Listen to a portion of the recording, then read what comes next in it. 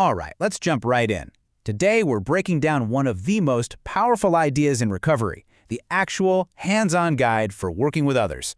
And this isn't some abstract theory, It's a real, practical methodology built on action and connecting with other people. So the whole thing kicks off with this one single, really powerful idea. If we want to stay sober, really stay sober, the surest way to do it is by getting in the trenches and working with another alcoholic. And look, this isn't just presented as one good idea out of many. It's talked about as the thing that works when literally everything else has failed. Yeah, and this isn't just some friendly piece of advice, right? This is the absolute heart of the 12th suggestion. It puts the act of helping other people right at the center of the whole recovery program. The logic is so simple. We only get to keep what we have by giving it away. And you might think, wow, that sounds like a lot of work, but it's not really framed as a chore at all. Just look at the payoff. We get to see people actually recover. Watch that loneliness just vanish. We see this fellowship start to grow all around us. And suddenly we've got this whole host of friends. It completely changes our lives, gives us a purpose that just wasn't there before. Okay, so that's the why behind it all. But what about the how? How do we actually do this? Let's get into the nitty-gritty, the practical steps for finding someone and getting ready to help. Right off the bat, there's a really important distinction to make. Our job isn't to be some kind of reformer or to fix anybody. See, our real value, our superpower, if you will, comes from one thing. We've been there. We've lived it. That means we can offer a kind of understanding that nobody else can. So the idea is to work with folks like doctors and clergy, not against them. Now take a look at these steps. What do you notice? The whole process is built on patience and, respect. We're not busting down doors here. It's all about waiting. We get the lay of the land and we wait for the right moment, which is often right after a binge when things are at their worst. But here's the kicker. The person has to be the one to say yes. They decide if they even want to see us. No pressure, no forcing it. All right, so meeting's been set up. Now what? Well, the game changes a bit. The focus shifts from just finding the person to actually making a real human connection. Let's break down how that first conversation is supposed to go. So the strategy here? It's all about building trust. Simple as that. We try to meet them alone, if we can. And when we talk about ourselves, our own drinking story, our own crazy experiences. There's no finger-pointing, no moralizing. And notice this, we never call them an alcoholic. We just describe ourselves as one. That way, we're just laying our cards on the table and they can see the similarities for themselves. They connect the dots on their own. Now, a really central idea in this whole first conversation is to talk about alcoholism as an illness, because that's what it is. Doing that just instantly takes all the shame and judgment out of the room. It lets us have a real honest talk about the craziest part of the whole thing, that strange mental blank spot that happens right before we pick up that first drink.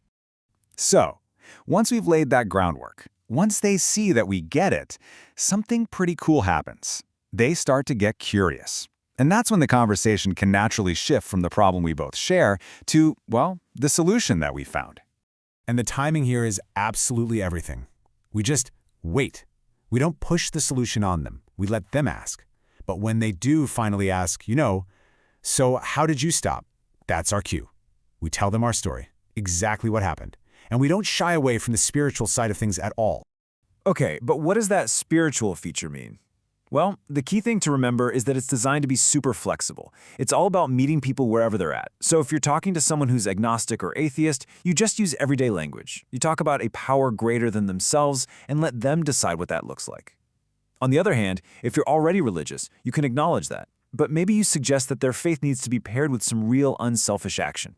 From there, we basically lay out what's described as a kit of spiritual tools for them to look at. We talk about the actions we took, like a self-appraisal and cleaning up our past, and then we make something crystal clear. Helping them is a huge part of our own recovery. This completely changes the dynamic, right? It's not us saving them, it's a partnership. We're in it together. Okay, so we've introduced the program. What's next? How does all this translate into our actual day-to-day lives? Let's take a look at what the guide says about living on solid ground. This next idea is so important, it's something we have to burn into our consciousness. And it's this: we can get well, no matter what anyone else does or thinks. Our recovery is an inside job. It doesn't depend on our spouse, our boss, or our family. The only two conditions are trusting in a higher power and doing the work to clean house. You know, this idea that recovery is an internal thing brings up a really common practical question. A lot of us wonder about this. Okay, so do I have to become a hermit now? Do I have to avoid every single place where there's alcohol? And the answer to that represents a total 180 in strategy. The old way of thinking was, you got to shield the alcoholic from any temptation, build a protective bubble around them. But that approach is described as being just doomed to fail. The new idea is that our real defense is on the inside. If we're spiritually fit, that makes all that shielding unnecessary. We can go anywhere as long as we have a legitimate reason to be there. So instead of hiding from the world, the goal is actually the complete opposite. It's to jump back into the world. Our new job, our new purpose is to be out there where we can be the most helpful to other people. And this really brings it all home, reframing the whole problem. We come to see that our problems were always of our own making. The bottles, they were just a symbol. The real issue was the constant fighting, with people, with life, with everything. So the solution is to just stop fighting. We have to.